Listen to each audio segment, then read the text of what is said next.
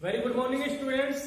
हमने पिछली कक्षा में विद्युत क्षेत्र और विद्युत आवेश की चर्चा कर रहे थे और उनमें हमने आवेश संरक्षण के बारे में भी चर्चा की थी। उस आवेश संरक्षण की यानी कि जो गुणधर्म जो हम पढ़ रहे थे उन्हीं में दो गुणधर्म शेष थे, यानी कि दो गुणधर्म है, जो दो प्रॉपर्टीज हैं वो हमने छोड़ दी थी पिछली कक्षा में। जो आपने पिछली क्लास में जो कक्षा ली थी उसकी बात कर रहे हैं हम। तो निश्चयता का जो सिद्धांत है कि निश्चयता का सिद्धांत क्या है, आवेशों का गुणधर्म तीसरा गुणधर्म और चौथा गुणधर्म था योज्यता का नियम। स्टूडेंट हम निश्चयता के बारे में पढ़ेंगे कि निश्चयता का जो गुणधर्म है वो क्या है। आवेश संरक्षण का गुणधर्म है इस निश्चयता से यानी कि जो तात्पर्य निकलता है, अर्थ निकलता है, जो चर यानी चाल, चर यानी क्या होता है चलना। तो जो चाल है उसकी हम परिभाषित करेंगे कि आवेश चाल पर निर्भर कैसे करता है। तो स्टूडेंट्स हम इसकी सबसे पहले हम ये पढ़ेंगे कि आवेश है वो चाल पर निर्भर नहीं करता है। यानी कि उदाहरण के लिए कि यदि कोई वस्तु गतिशील है और एक वस्तु क्या है विराम अवस्था में है तो दोनों पर ही आवेश क्या होगा समान होगा। ऐसा तो नहीं है कि कोई व्यक्ति आए दौड़ के और किसी तार को हाथ लगा लिया, यानी कि 11,000 की जो लाइन जा रही है एक व्यक्ति आए दौड़ के उसका हाथ लगाएगा तो बताओ करंट आएगा कि नहीं आएगा? आएगा ना। चाहे उसको कोई व्यक्ति उसके नीचे खड़ा हुआ हाथ लगाएगा तो भी करंट आएगा। तो इस तरीके से भी हम समझ सकते हैं कि जो आवेश है वो चाल पर निर्भर नहीं करते हैं। आवेश विराम अवस्था और गतिशील अवस्था दोनों ही कंडीशन में समान रहता है, आवेश में कोई परिवर्तन नहीं होता है। इसका मतलब चाल पर निर्भर नहीं करता है। सेकंड बात यह है कि जो निश्चयता का नियम है, एक आपेक्षिकता की जो थ्योरी है या रिलेटिविटी थ्योरी है उसके अकॉर्डिंग अगर हम पढ़ें तो उसमें क्या यानी कि जो कुछ कंडीशन है जिसमें एक विशिष्ट आवेश की डेफिनेशन दी गई है, वो विशिष्ट आवेश में क्या होता है, इसका जो फॉर्मूला है Q/M है, उस विशिष्ट आवेश में ये कहा गया है यदि हम वेग में वृद्धि करेंगे तो विशिष्ट आवेश का मान घटने लगेगा। तो विशिष्ट आवेश का मान घटने लगेगा वो किसके लिए है, विशिष्ट आवेश यानी कि रिलेटिविटी थ्योरी में दिया हुआ है। स्टूडेंट हम निश्चयता की जो सिद्धांत है इसकी परिभाषा लिख रहे हैं। तो परिभाषा क्या है आप स्वयं बनाओगे, क्योंकि अभी मैंने आपको समझाया कि आवेश चाल पर निर्भर नहीं करता है, तो आप ऐसे ही परिभाषा लिखोगे। क्या है परिभाषा? आवेश चाल पर निर्भर नहीं करता है। आवेश किस पर निर्भर नहीं करता है? चाल। तो क्या हुआ, आवेश गतिशील अवस्था में, यानी कि हम जो आवेश के बारे में पढ़ रहे हैं उसमें आवेश गतिशील अवस्था और विराम अवस्था, तो विराम अवस्था और गतिशील अवस्था, तो इन दोनों में आवेश का मान क्या होता है, समान होता है। स्टूडेंट्स ये हमने ये इसका गुणधर्म है, किसका? आवेश का गुणधर्म है। आवेश का जो तीसरा जो गुणधर्म है वो क्या है? निश्चय, यानी कि आवेश चाल पर निर्भर नहीं करता। विराम अवस्था में भी आवेश उतने होंगे या गतिशील अवस्था में भी आवेश उतने होंगे।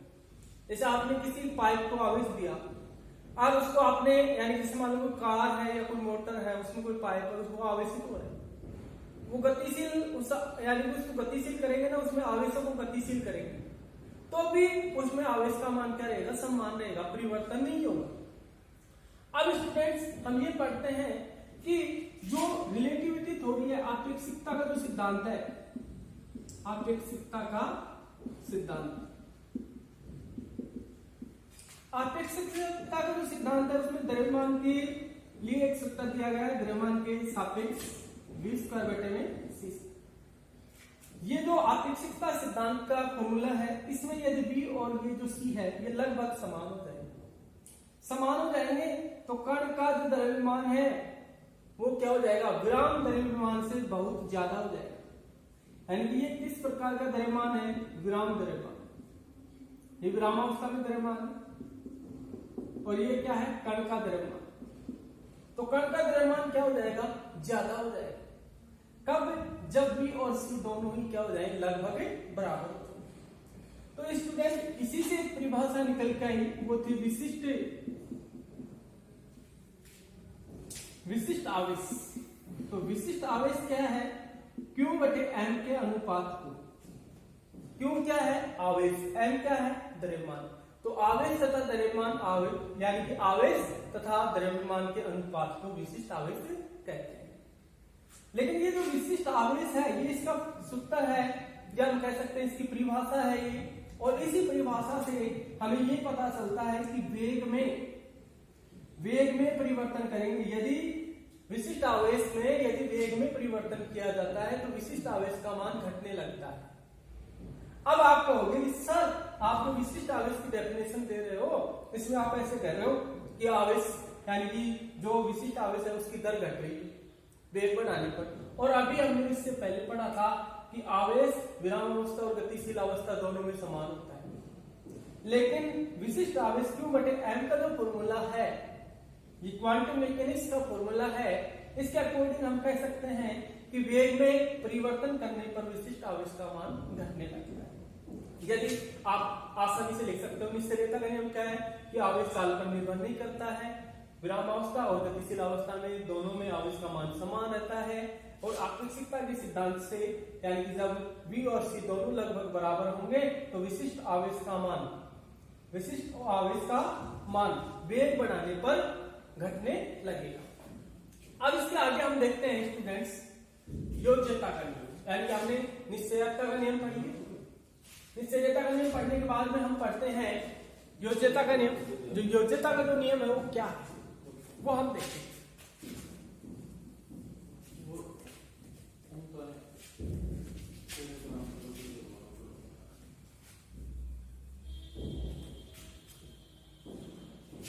अब देख रहे हैं योज्यता का जो नियम है वो क्या, यानी नंबर 4 और नंबर जो 4 है वो है योज्यता का।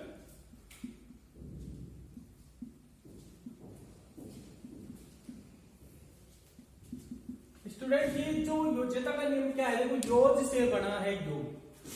ये योज है, इससे क्या बन गया योग, तो इसका मतलब आवेशों का योग। तो डेफिनेशन कैसे बनाएंगे, यानी कि एक विलगित निकाय है, उस विलगित निकाय में बहुत ज्यादा आवेश है, उन यानी कि काफी आवेश है, उन सभी आवेशों का बीजगणितीय योग कुल आवेश के बराबर होता है, इसे योज्यता का नियम कहते हैं। तो देखो डेफिनेशन क्या बनी इसकी स्टूडेंट्स, किसी भी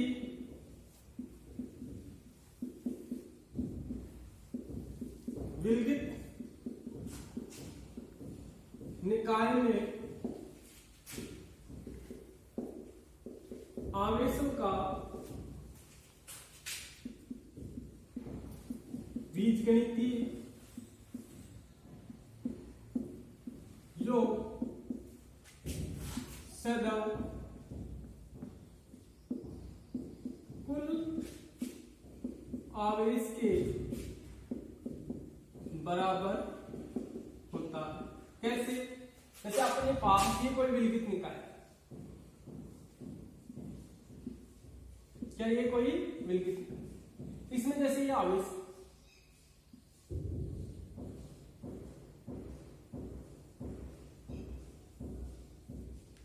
जैसे ये आवेश है Q1 Q2 Q3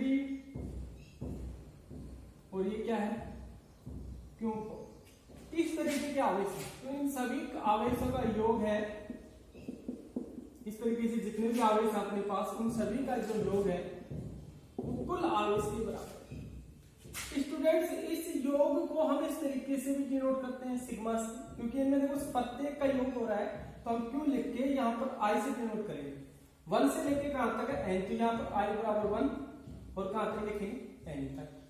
किसके बराबर आ रहा है ये मान, कुल आवेश के बराबर आ रहा है। तो इस तरीके से आवेशों का जो बीजगणितीय योग है वो सदैव कुल आवेश के बराबर होता है, इसे क्या कहते हैं योज्यता। और स्टूडेंट्स एक बात मेन जो ध्यान रखनी है इसमें, क्योंकि आप जानते हो सब कि आवेश एक अदिश राशि है, जबकि द्रव्यमान भी अदिश राशि है, लेकिन आवेश में प्लस और माइनस दोनों ही चिन्ह होते हैं। इसलिए ध्यान रखना कि जब भी आप कोई भी एक एग्जांपल से हम समझेंगे कि यदि अपने पास इस तरीके से आवेश है, ये अपने पास आवेश है, इन आवेशों का यदि हम योग करेंगे तो वो कुल आवेश का जो मान है वो 2 + 4 माइनस का, यानी कि जब इनको जोड़ोगे तो ये 6 हो जाएंगे, ये कितने हैं माइनस के। तो 6 में से आपको कितने माइनस करने हैं 2, कितने आंसर आए 4। इसका मतलब क्या स्टूडेंट्स, इस एग्जांपल से आपको ये समझ में आया होगा कि यदि किसी जैसे ये माइनस चिन्ह है बाकी में प्लस है तो हमें कोई भी चिन्ह नहीं छोड़ना, चिन्ह का विशेष ध्यान रखना है, योज्यता का नियम। अगर कूलाम तक माइनस आवेश है तो माइनस लिखना है, प्लस है तो प्लस लिखना है। और ये क्या कंडीशन है कि योज्यता के नियम में कि विलगित निकाय में बीजगणितीय आवेशों का योग कुल आवेश के बराबर होता है। ये योज्यता का नियम था जो आपने पढ़ा है। बिल्कुल सिंपल है, आप लोग योज से योग, बस इतना भी लिख सकते हो आप, बीजगणितीय योग यानी आवेशों का बीजगणितीय योग कुल आवेश के बराबर होता है, ये लिख सकते हो आप। डेफिनेशन ये डायग्राम के आप, ये जो आपने जो चित्र बनाया इसके अकॉर्डिंग आप समझा सकते हो, ये थोड़ी आप लिख सकते हो। ये है योज्यता का नियम। अब स्टूडेंट्स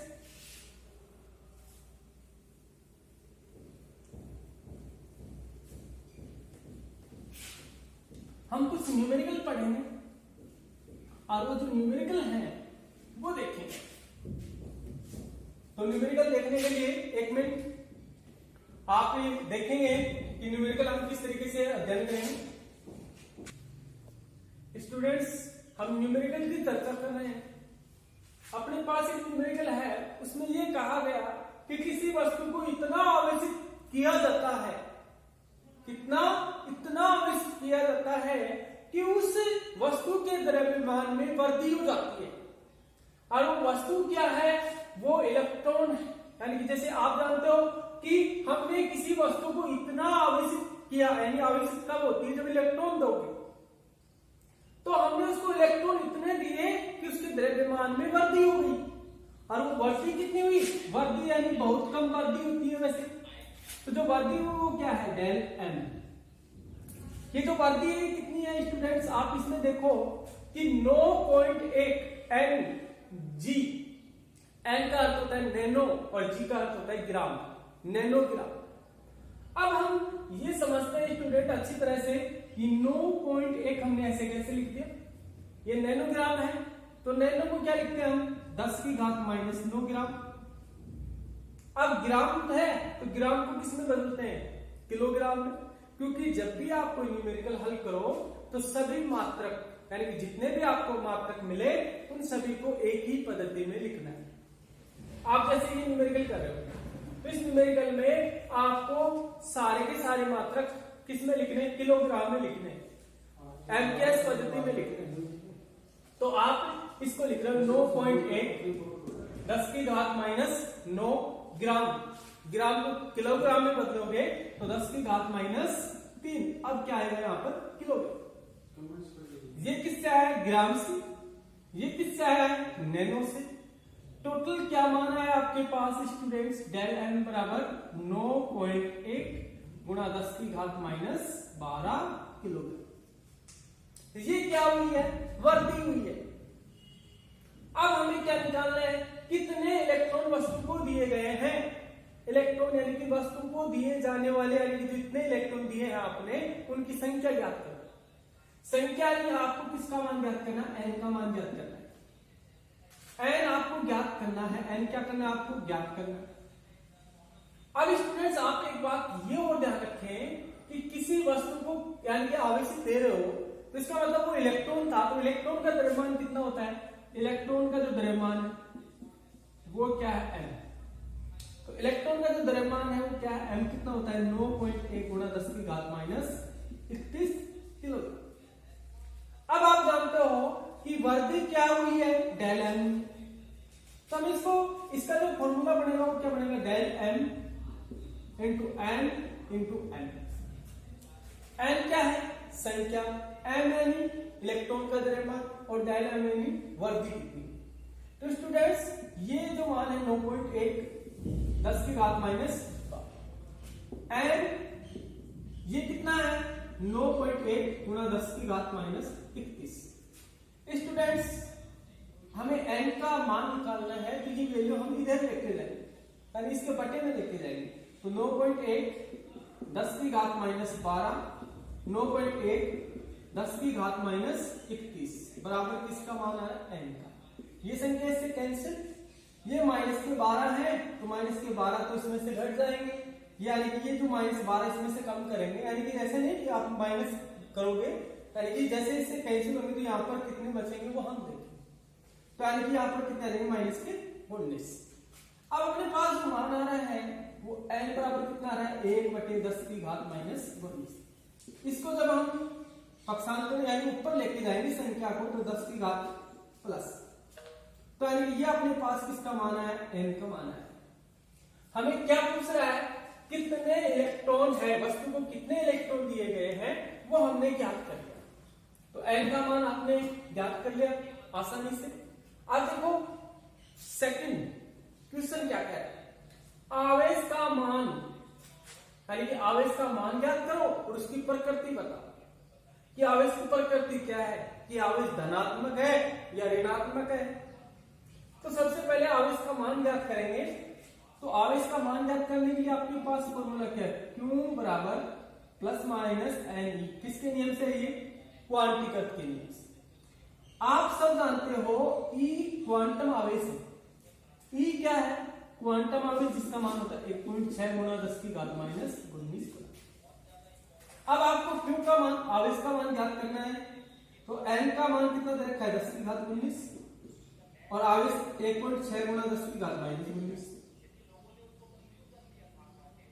अब स्टूडेंट्स आपको ये बात ध्यान रखना है कि जब आप इसको हल करोगे तो इसमें जो वैल्यू है जो भी आपकी आएगी वो आप रखो। तो ये कितना जो मान आ रहा है 1.6 कूलम, आवेश का मान कितना है 1.6 कूलम है। आवेश का मान आपने ज्ञात कर लिया। अब इसकी प्रकृति बताओ। प्रकृति कैसे बताओगे, आपने किसी वस्तु को इलेक्ट्रॉन दिए हैं तो जब भी किसी वस्तु को इलेक्ट्रॉन दे रहे हैं हम, इलेक्ट्रॉन देने पर वो वस्तु क्या हो जाती है ऋण आवेशित हो जाती है, यानी कि वहां पर यानी कि इलेक्ट्रॉन दे रहे हो आप लोग तो इलेक्ट्रॉन की अधिकता हो जाती है और जब इलेक्ट्रॉन की अधिकता हो जाती है किसी वस्तु पर तो वहां पर ऋण आवेश उत्पन्न होता है। यह हमने आपको थ्योरी में पढ़ाया था, तो इसलिए आप स्वयं भी बता सकते हो इसका आंसर वो क्या है ऋणात्मक प्रवृत्ति या ऋणात्मक प्रकृति। कैसी प्रकृति है इसकी, ऋणात्मक। बोलो स्टूडेंट्स सिंपल सा न्यूमेरिकल है। अब हम सेकंड न्यूमेरिकल के बारे में पढ़ेंगे। वो जो सेकंड न्यूमेरिकल है वो क्या है ये देखिए। आप लोग स्क्रीनशॉट ले लेना, ठीक है, और नेक्स्ट न्यूमेरिकल देखेंगे। सेकंड न्यूमेरिकल है अपना एक कप यानी कि एक कप जल में कितनी मात्रा में धन तथा ऋण आवेश होते हैं। यानी कि अपने पास एक कप है, ये कोई कप है, क्या ये कोई कप है और इस कप में हमने क्या बना रखा है जल के अणु है। अब आपको मालूम है कि एक कप में यानी कि एक कप है उसमें जल डाल रखा है तो जो जल की मात्रा है वो लगभग यानी कि इसमें 250 ग्राम तक आता है। यानी कि कप की जो मात्रा मानी गई है वो 250 ग्राम। अब स्टूडेंट्स यानी कि एक कप जल में कितनी मात्रा में धन तथा ऋण आवेश होते हैं, हमें ये यानी कि धन और ऋण की संख्या ज्ञात करनी है। उससे पहले हम धन और ऋण की संख्या ज्ञात करें, इससे पहले हमें यह पता लगाना है कि एक कप जल, तो सबसे पहले हमें अणुओं की संख्या ज्ञात करनी पड़ेगी कि एक कप में कितने जल के अणु हैं। तो अणुओं की संख्या ज्ञात करने के लिए आपके पास एक फॉर्मूला है, तो हम लिख रहे हैं एक कप में जल के अणुओं की संख्या ज्ञात करनी पड़ेगी। तो वो संख्या क्या है n, और फॉर्मूला क्या है m बटे एम इंटू एन ई। अब स्टूडेंट्स हमें एक कप में जल के अणुओं की संख्या ज्ञात कर रहे हैं, तो उसके लिए संख्या का जो फॉर्मूला है संख्या ज्ञात करने के लिए वो क्या है, एम बटे एम है। लेकिन स्टूडेंट्स ये जो एम है बड़ा एम, इसको बोलते हैं अणुभार, और ये जो एम है ये पदार्थ का द्रव्यमान, यानी पदार्थ का द्रव्यमान कितना है 250। तो यहां पर आप क्या लिखोगे 250। अब स्टूडेंट्स हमें ये देखना है कि एम अणुभार, अणुभार किसका ज्ञात करना है, जल का। तो जल का फॉर्मूला होता है H2। अब वो H2O, तो यानी कि आपको अणुभार ज्ञात करना है। अणुभार यानी इसका जो द्रव्यमान है हाइड्रोजन का 1 है, इसका कितना होता है 8, लेकिन इसका द्रव्यमान 8 गुना कितना हो जाएगा 16, इसका कितना होगा 1। अब देखो यहां से हम इसको 1 से मल्टीप्लाई करेंगे, 2 को प्लस 16 इंटू 1, क्योंकि 1 अणु है और ये कितने अणु 2 अणु है। और हाइड्रोजन का द्रव्यमान कितना होता है 1, और ऑक्सीजन का द्रव्यमान कितना होता है 16। 16 को कितने से गुणा करना है, क्योंकि अणु 1 है ऑक्सीजन का और हाइड्रोजन की कितने है 2 है। टोटल मान कितना आएगा 16 कम 16 और 2, टोटल कितने हुए 18। जिसका जो मान आया वो कितना आया 18। तो स्टूडेंट्स अब हम देखेंगे कि यहां पर जो मान आया वो कितना आ गया 18। अब देखो 250 एम का मान है 18, और एन क्या होती है, ये अवोगाद्रो संख्या जिसका मान होता है निश्चित होता है, इसका मान हम पढ़ चुके हैं, पहले केमिस्ट्री में पढ़ चुके हैं। तो ये जो मान है ये भी निश्चित है 6.023 गुणा 10 की घात 23। हमने ये मान किसका निकाल लिया, संख्या एन, क्या ज्ञात कर लिया हमने, संख्या। अब हमें ये पता लगाना है कि इसमें कितने ऋण आवेश हैं और कितने धन आवेश। तो इसके लिए आपको सर्वप्रथम मैं ये बता रहा हूं कि हमें 1 कप जल है। अब हमने ये निकालना है कि इसमें देखो कि यानी कि H2O है, तो H2O में H और O, तो H का जो परमाणु क्रमांक 1 है, इस H का भी 1 है, और ऑक्सीजन के कितने 8, टोटल कितने हो गए 10। तो इसमें क्या है कि जो जल के अणु है उसमें 10 ही प्रोटॉन है और 10 ही क्या है इलेक्ट्रॉन है, यानी जो परमाणु क्रमांक होता है उसे क्या बोलते हैं हम, प्रोटॉन की संख्या और इलेक्ट्रॉन की संख्या। तो इसमें प्रोटॉन में इलेक्ट्रॉन की संख्या कितनी है 10 है, तो प्रोटॉन में इलेक्ट्रॉन की संख्या 10 है, और अपने पास जो फॉर्मूला है वो क्या है, Q बराबर प्लस माइनस एन, ये फॉर्मूला। अब यहां पर सबसे पहले हम इसको देखेंगे कि एन की जो वैल्यू है वो हम इस एन के सापेक्ष रखेंगे। तो इस एन के सापेक्ष रखेंगे तो वो कितने इलेक्ट्रॉन और लेके चलेंगे, हम इसमें 10 प्रोटॉन और लेके चलेंगे। तो हम इसको इस तरीके से लिख सकते हैं कि स्टूडेंट्स 250 बटे 18 इंटू 6.023 गुणा 10 की घात 23 इंटू में क्या लिख रहे हैं हम 10। 10 क्यों लिख रहे हैं, 10 यहाँ पर प्रोटॉन की संख्या है। किसकी संख्या है 10 यहाँ पर, प्रोटॉन की संख्या, प्रोटॉन और इलेक्ट्रॉन की संख्या, प्रोटॉन बोल दो या इलेक्ट्रॉन। क्यों, हमने पढ़ा परमाणु क्रमांक की प्रोटॉन की संख्या कहलाती है, तो इसलिए इसको 10 से मल्टीप्लाई और करना पड़ेगा, क्योंकि इसके जो आवेश है वो कितने हैं 10 है। अब इसके बाद ई का मान कितना है, आप जानते हो 1.6 गुणा 10 की घात -19। अब देखो स्टूडेंट्स हम इसको यानी कि 23 और ये -19, तो यहां से अगर हम देखेंगे तो यहां पर केवल अपने पास जो मान आएगा वो 250, 18, 6.023 और ये कम करेंगे इसमें 10 की घात 23 है और ये 10 की घात है -19। तो यहाँ पर जो घाते हैं वो कितनी बचेंगे, वो 3, तो ये एक्स्ट्रा है सीधा सा, और इसमें एक और एक्स्ट्रा है तो 10 की घात 4 एक्स्ट्रा होगा और 10 1.6। स्टूडेंट्स घात देखो 10 की घात 4 और ये एक, इसकी एक घात मानी जाएगी तो टोटल कितने हो गए 5 हो गए। अपने पास जो मान आ रहा है यानी कि जब इसकी कैलकुलेशन करेंगे तो लगभग जो भी मान आएगा वो अपना 1.37 इंटू 10 की घात 7 ये लगभग आएगा, यानी कि हमें इसकी कैलकुलेशन करनी है और बिना कैलकुलेशन के हमें कोई भी आंसर नहीं लिखना है। इसलिए विशेष ध्यान रखना।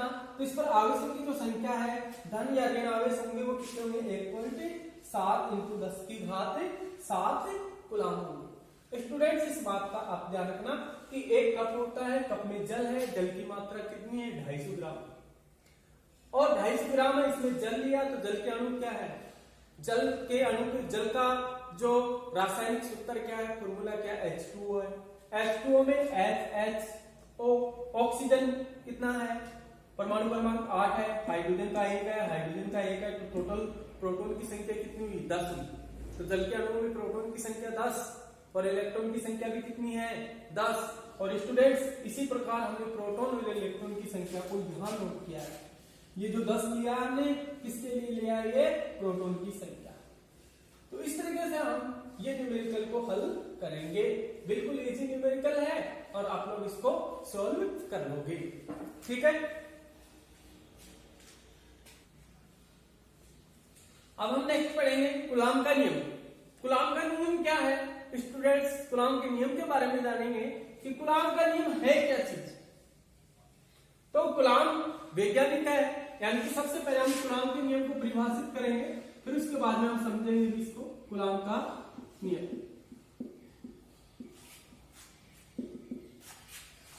तो वो फ्रांस के वैज्ञानिक थे, 1785 में ये नियम प्रतिपादित किया गया है और किसकी सहायता से, यानी कि हम कह सकते हैं एटन बल आता है ना, एटन, तो एटन तुल्य का परिमाणात्मक प्रयोग है, परिमाणात्मक प्रयोग से ये नियम दिया गया, यानी कि 1785 में दिया गया, एटन तुल्य के परिमाणात्मक अध्ययन से दिया गया है। लेकिन नियम क्या है, क्योंकि अपने सिलेबस में तो इतना ही है कूलॉम का नियम क्या है, तो वो नियम ये है दो स्तर आवेशों के मध्य लगने वाला आकर्षण या प्रतिकर्षण बल, क्योंकि आवेश प्लस भी होता है और माइनस भी होता है, तो आवेश धनात्मक भी होता है और ऋणात्मक भी होता है। तो इसलिए जो नियम है वो क्या है, दो स्तर आवेश, यानी कि आवेश कैसे है स्तर, ये Q1 और Q2 क्या है स्तर आवेश है, या हम इसको बिंदुवत भी ले सकते हैं, बिंदुवत आवेश भी हो सकते हैं यहाँ पर। अब देखो इनके मध्य दूरी क्या है R है और इन पर एक दूसरे पर जो बल लग रहा है वो क्या है, वो है F। Q1 Q2 पर बल आरोपित कर रहा है और Q2 किस पर आरोपित कर रहा है, Q2 Q1 पर और Q1 Q2 पर, तो जो बल आरोपित कर रहा है वो F है। तो कूलॉम का जो नियम है वो क्या है स्टूडेंट्स, दो स्तर आवेश। आप इस फॉर्मूले से डेफिनेशन लिखोगे, क्या लग रहा है ये आकर्षण या प्रतिकर्षण बल, क्योंकि ये आकर्षण बल भी अनुभव करता है, ये दोनों की तरफ खींचे जा रहे हैं तो आकर्षण बल भी लग सकता है इसमें और प्रतिकर्षण बल भी लग सकता है। तो हम लिखेंगे दो स्तर आवेशों के मध्य लगने वाला आकर्षण या प्रतिकर्षण, आकर्षण या प्रतिकर्षण बल, आकर्षण या प्रतिकर्षण बल है किनके, दोनों ही आवेशों के गुणनफल की। तो हम क्या लिखेंगे, दोनों आवेशों के गुणनफल के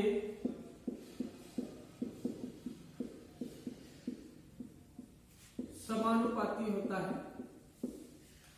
तथा इनके मध्य दूरी क्या है, D से भी नोट कर सकते हैं लेकिन हमने R से भी नोट किया है, तो हम क्या कहेंगे समानुपाती होता है तथा उनकी मध्य दूरी के वर्ग के व्यतक्रमानुपाती होता है। तो जो कूलॉम का जो नियम है वो इस तरह आवेशों के लिए लागू होता है, दो स्तर आवेशों के मध्य लगने वाला बल आकर्षण या प्रतिकर्षण बल उनके गुणनफल के समानुपाती, उनके यानी आवेशों के गुणनफल के समानुपाती होता है। तथा 20 के दूरी के वर्ग के व्युत्क्रमानुपाती होता है। तो आपने इसमें जो लिखा है वो आप थ्योरेटिकल लिखा है, लेकिन आप डेरिवेशन के रूप में लिखोगे तो F समानुपाती क्या लिखोगे, Q1 Q2 इक्वेशन फर्स्ट, और F व्युत्क्रमानुपाती 1/r²। समीकरण नंबर क्या है 2। आप क्या लिखोगे, समीकरण 1 में 2 से, समीकरण 1 में 2 से देखोगे आप लोग तो क्या आएगा आपके पास, F समानुपाती Q1 Q2, क्योंकि दोनों ही बल के समानुपाती है कि नहीं है, तो हम इसको ऐसे लिख सकते हैं। जैसे हम इसका समानुपाती, ये कोई नियतांक समानुपाती है तो नियतांक है, इसको हम हटाएंगे तो F के Q1 Q2 बटे में r²। क्यों समानुपाती नियतांक, यानी ये समानुपाती है, इसको तो हटाना पड़ेगा हमें, और जिसका नियम दे रहे हैं उसी का ही नियतांक लगाना पड़ेगा। तो जब हम ये समानुपाती चिन्ह हटाएंगे तो यहाँ पर एक नियतांक लगेगा, क्या नाम है उसका, कूलाम का नियम है, तो नाम क्या होगा के का, कूलाम नियतांक। अब स्टूडेंट्स मेन बात ये है कि जो कूलाम नियतांक है इसका मान होता है 9 × 10⁻9 न्यूटन मीटर स्क्वायर प्रति कूलाम। ये जो मान है गणितीय कैलकुलेशन में, इसका एक और मान है 1/4πε0 भी है इसका। और आपको ये भी बता देते हैं जो कूलाम है, जो नियतांक है, इसकी कुछ विशेषताएं हैं, यानी कि इसकी प्रॉपर्टीज हैं, यानी कि ये हर चीज के लिए लागू नहीं हो सकता, इसलिए इसकी कुछ निर्भरताएं हैं जो डिपेंड करता है ये किसी माध्यम पर, यानी कि तो ये हो गया इसका माध्यम, माध्यम की प्रकृति कैसी है, जैसे ये ε0 है ना, तो मान लो आपने ये लिख दिया गलती से, तो ये चेंज हो गया ना इसका माध्यम, तो इसका मतलब ये माध्यम पर निर्भर करता है, आप चेंज नहीं कर सकते। सेकंड कंडीशन, इसकी मापन पर भी निर्भर करता है। किस पर निर्भर करता है, मापन की पद्धति, मापन की पद्धति। जैसे माइक्रो कूलाम है, आपने कूलाम में गलती से लिख दिया तो आपका मान है वो क्या आएगा, गलत आएगा। इसलिए के नियतांक है वो किस पर निर्भर करता है, मापन की पद्धति पर। जैसे आपने कोई मात्रक ली, सेंटीमीटर से मीटर में ले ली, लिखने थे आपको मीटर में, और आप लिख रहे हो किसमें, सेंटीमीटर में लिख रहे हो, तो जैसे सेंटीमीटर में लिखोगे तो क्या होगा, आंसर ही गलत आ जाएगा। तो इसलिए ध्यान रखना कि कोई भी न्यूमेरिकल करते हैं तब एमपीएस पद्धति के मात्रक काम में आते हैं। इसलिए हमने इसकी निर्भरता पढ़ ली, के का मान ज्ञात कर लिया। और जो कूलाम नियम है इसमें देखो r², ध्यान रखना कि किसके, यानी कि जैसे F और r दोनों में संबंध क्या है, व्युत्क्रमानुपाती का है, इसका जो ग्राफ है वो व्युत्क्रमानुपाती बनेगा। लेकिन यदि ये ग्राफ 1/r² के मध्य F और 1/r, तो इसका क्या होता है, समानुपाती। लेकिन कई स्टूडेंट इस चीज को नहीं देखते हैं, वो ऐसे देखते हैं कि r लिखा और r लिखते ही वो सोचते हैं कि व्युत्क्रमानुपाती ग्राफ बनता है, और वो कैसा ग्राफ बना देते हैं, ऐसे ग्राफ बना देते हैं। लेकिन 1/r है और ये इसका संबंध क्या है, इसके समानुपाती है 1/r², तो इसके लिए ग्राफ भी कैसा बनेगा, समानुपाती। ठीक है स्टूडेंट्स, नेक्स्ट हम पढ़ेंगे कूलाम नियम की परिभाषा।